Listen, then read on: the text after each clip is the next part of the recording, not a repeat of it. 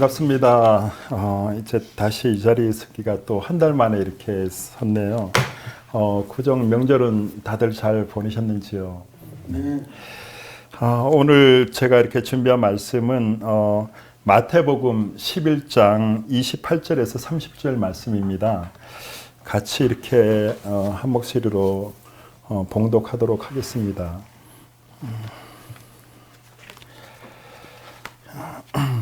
다 찾으셨으면 한 목소리로 봉독하겠습니다. 수고하고 무거운 짐진 자들아 다 내게로 오라. 내가 너희를 쉬게 하리라. 나는 마음이 온유하고 겸손하니 나의 멍에를 메고 내게 배우라. 그리하면 너희 마음이 쉼을 얻으리니 이는 내 멍에는 쉽고 내 짐은 가벼움이라 하시니라. 아멘. 네. 오늘 이 본문을 통해서 제가 이렇게 제목은 사람이 마음의 평강을 얻으려면 이라는 제목을 정해봤습니다.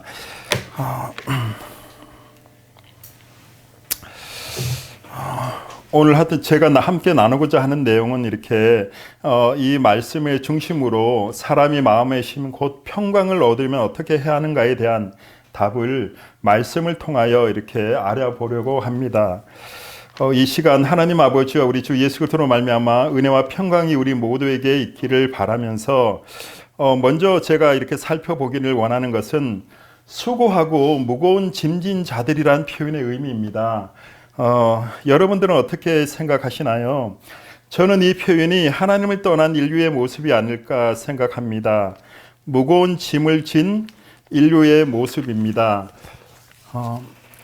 자기 중심적인 삶을 살아가는 끝없는 욕망의 바다에 빠진 사람들, 밤낮으로 수고하지만 채워지지 않는 한없는 삶의 무게에 눌러서 힘겹게 살아가는 그것이 하나님을 떠난 인생의 모습이라고 여겨집니다. 누가복음의 15장에 보면은 나오는 탕자의 비유가 있죠. 거기서도 이러한 의미를 담고 있는데요. 아버지로부터 자기 소유를 미리 받아서 이렇게 집을 나가게 되고 또 나가서 허랑방탕한 삶을 보내면서 그 재산을 다 탕진하는 모습을 이렇게 나오는데요. 그리고 결국에는 먹을 것이 없어서 지엄 열매, 돼지들이 먹는 지엄 열매로 배를 채우는 급기야 이제 그러한 상태에서 아버지를 기억하면서 아버지 집으로 돌아가는 그런 탕자의 모습이 바로 수고하고 무거운 짐진 자들의 모습이 아닌가 생각되어집니다. 예수님께서는 수고하고 무거운 짐진 자들을 향해서 다 내게로 오라. 내가 너희를 쉬게 하리라고 말씀하십니다. 이것은 희망입니다. 세상을 향한 하나님을 떠난 인생을 향한 희망의 메시지입니다. 우리의 구원자 되시는 우리를 하나님께로 인도하시기 위해 이 땅에 오신 그 예수님께서 우리 죄인들을 향한 부르심인 것입니다. 수고하고 무거운 짐진 자들아 다 내게로 오라. 내가 너희를 쉬게 하리라라고 말씀합니다. 우리는 예수님의 부르심에 응답해야 합니다. 이것은 필연적입니다. 예수님께 나아가야 합니다. 다른 길은 없습니다. 예수님을 영접하는 것 외에 예수님의 초대에 우리가 응하는 것 외에는 우리에게는 다른 길이 없습니다. 우리는 예수님을 영접하지 않고 예수님을 우리가 만나지 않으면은 우리는 여전히 수고하고 무거운 짐진 자의 모습으로 이 땅을 살아갈 수밖에 없습니다. 그러나 이렇게 교회에 와서 하나님의 말씀을 듣고 하나님께 예배드리는 우리는 예수님의 이러한 초청에 응답하여서 이 자리에 있는 줄로 압니다. 이것이 우리를 향한 구원의 주님으로서의 외침입니다. 다 내게로 오라. 내가 너희를 쉬게 하리라. 모든 사람은 구세주의 부르심에 예라고 응답해야 합니다. 그렇지만 현실은 그렇지는 않습니다. 많은 사람들이 예수님의 부르심을 외면하며 살아갑니다. 그것이 그런 사실을 오늘날에도 이렇게 저희들이 목도하고 있습니다. 예수님을 없이 살아가는 사람들, 자기 중심적인 삶을 사는 사람들, 하나님 떠난 인생에 그러한 그 삶을 살아가는 사람들, 그러한 사람들의 모습을 예수님은 수고하고 무거운 짐진 자들이라고 이렇게 표현하십니다. 예수님께서는 나는 마음이 온유하고 겸손하니라고 말씀하십니다. 빌립보서 2장 5절에서 11절에 있는 또 말씀이 있는데요. 거기에 내용이 잠깐 한번 이렇게 거기 좀 같이 봤으면 좋겠습니다. 제가 이렇게 그걸 한번 읽어 드릴게요. 그 내용을. 너희 안에 이 마음을 품으라. 곧 그리스도 예수의 마음이니 그는 근본 하나님의 본체시나 하나님과 동등됨을 취할 것으로 여기지 아니하시고 오히려 자기를 비워 종의 형체를 가지사 사람들과 같이 되셨고 사람의 모양으로 나타나서 자기를 낮추시고 죽기까지 복종하셨으니 곧 십자가의 죽으심이라. 이것이 나는 마음이 온유하고 겸손하니라고 말씀하신 예수님의 모습입니다. 예수님은 근본 하나님의 본체시라고 기록하고 있습니다. 그러나 그 하나님과 동등됨을 것으로 이렇게 취하지 않고 자기를 오히려 비워서 종의 형체를 입고 이 땅에 오셨고 사람들과 같은 모양이 되셨고 또한 죽기까지 복종하신 그 십자가에서 죽으신 이것이 예수님의 온유와 겸손입니다. 이것이 우리의 구원입니다. 우리는 이 마음을 품어야 됩니다. 예수님의 마음을 품어야 됩니다. 온유와 겸손의 이 마음을 우리가 알게 되면은 모든 것을 우리가 이렇게 받아들일 수가 있게 됩니다. 하나님을 하나님 되게 하는 것, 이란 마음이거든요.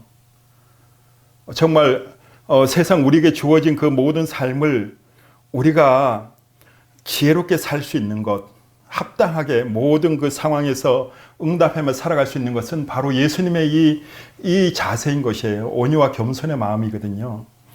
그래서 예수님은 우리를 나는 마음이 온유하고 겸손하라고 이렇게 말씀하십니다.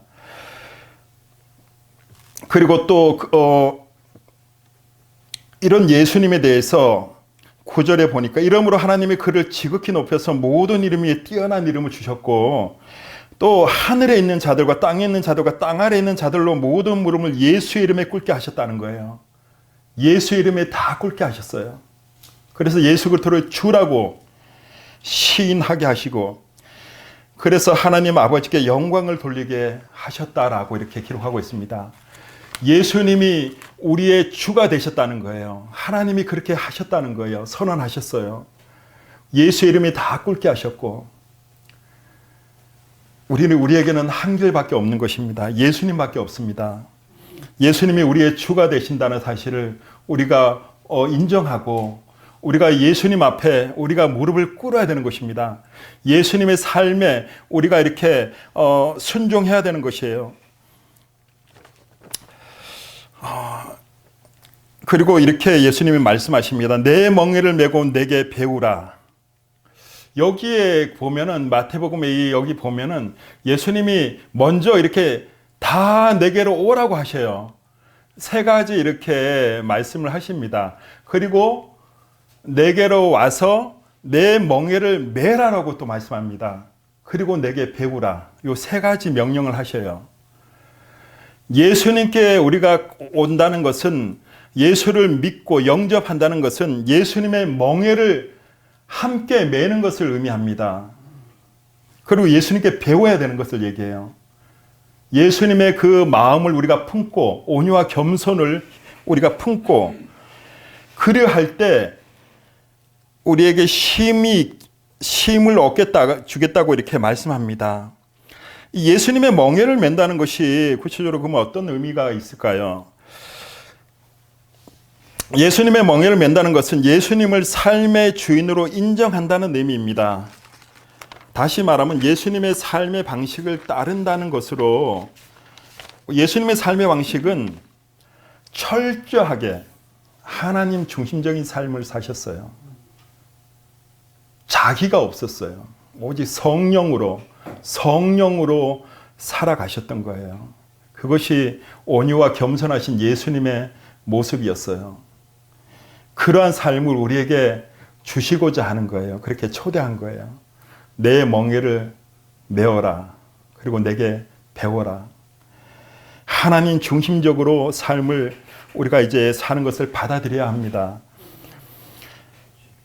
예수님의 삶의 방식은 철저하게 하나님 나라와 의.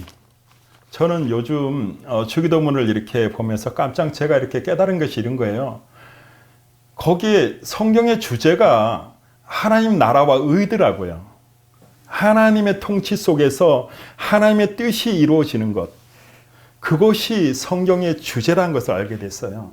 또 예수님은 또 이러한 삶을 사셨고 우리에게 이러한 삶을 주시고자 우리를 초대하신다는 것을 알게 됐어요.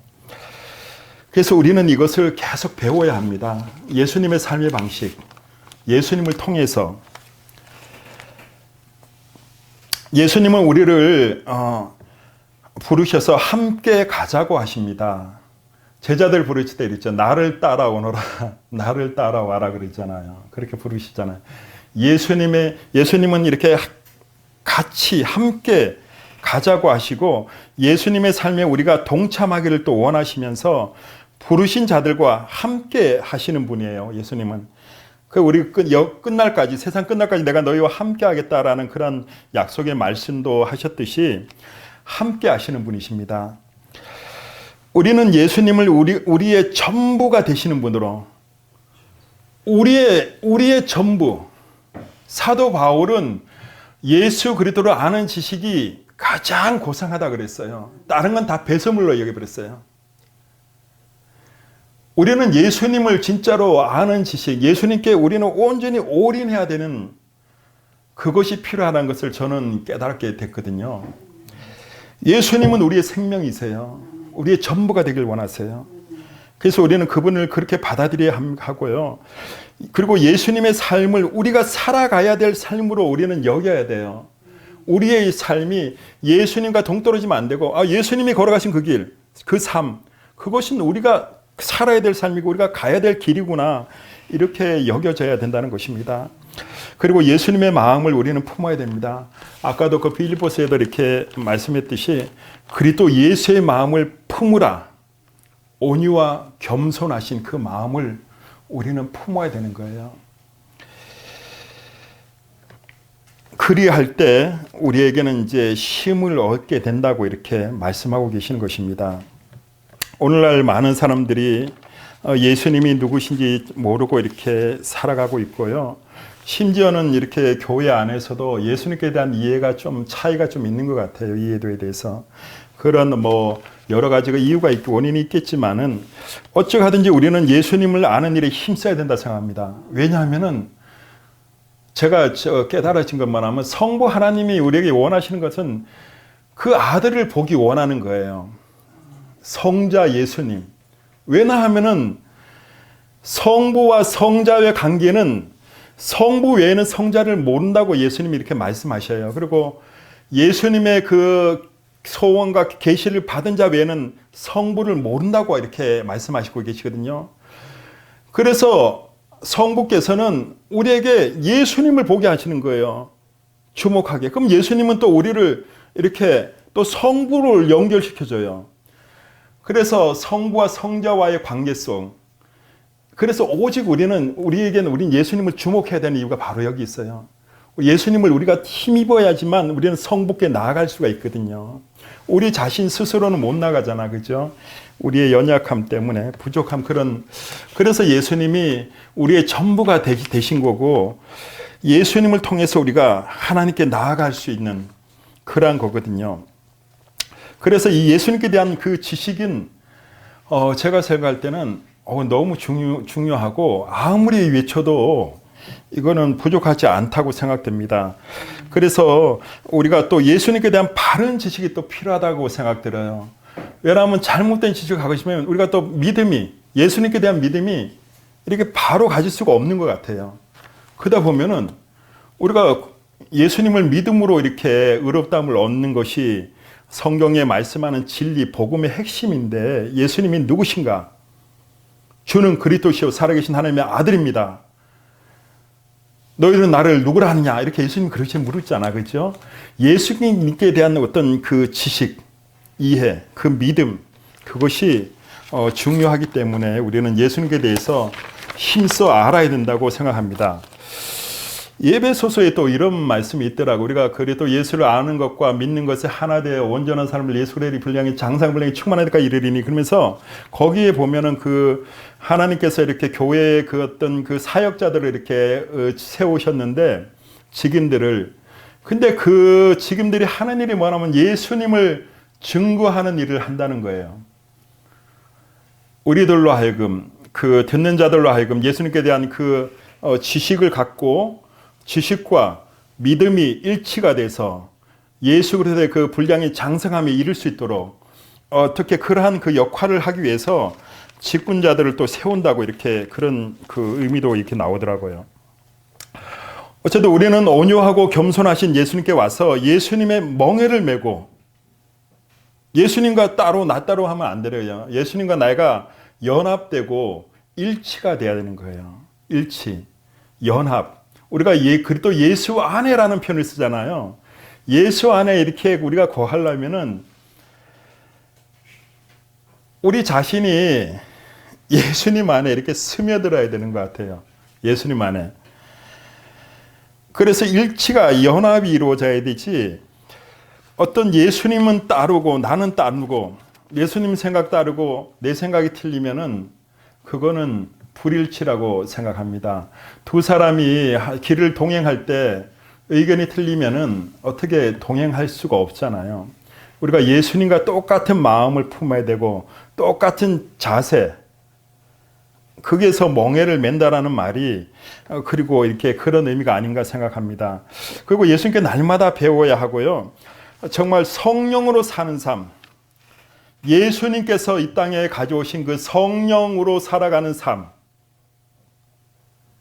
그리스도라는 그 칭호, 기름 부음 받은 자라는 그 칭호대로 우리가 성령을 통해 살아가는 삶을 살게 하시기 위해서 예수님이 이 땅에 오셨고 죽으심으로써 우리의 주가 되셨고 우리의 생명이 되시고, 그러한 우리가 성령으로 사는 삶을 우리는 배워야 합니다.